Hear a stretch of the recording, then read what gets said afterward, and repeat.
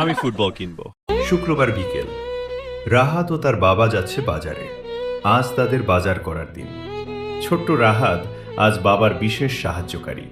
বাবার সাথে বাজারে গিয়ে ঘোরাফেরা করা, বিভিন্ন রং বেরঙের জিনিস দেখা আর গরম জিলাপি খেতে তার অনেক পছন্দের।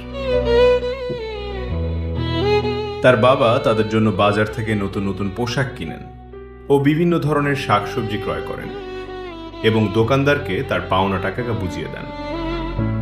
তখন রাহাত লক্ষ্য করে তার সামনে এটি মানি ব্যাগ মাটিতে পড়ে আছে।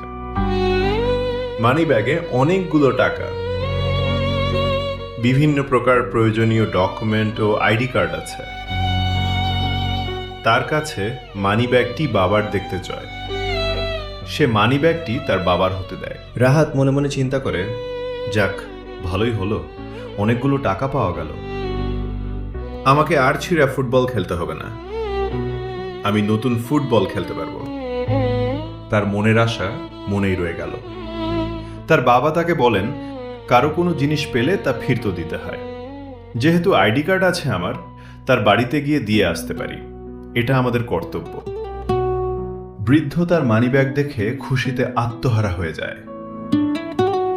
সে ফিরে পায় তার হারানো সকল প্রয়োজনীয় ডকুমেন্ট ও আইডি কার্ড। রাহাত ও তার বাবাকে সে ধন্যবাদ জানায়।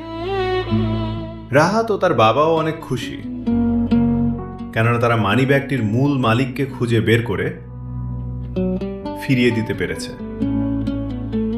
এ কাজটি করে তারাও অনেক আনন্দিত। মনে রাখবেন, প্রতিটি ভালো এবং মন্দ কাজের হিসাব নেওয়া হবে। তাই আমরা সকলেই অন্যের সম্পদ ভোগ করা থেকে বিরত থাকি।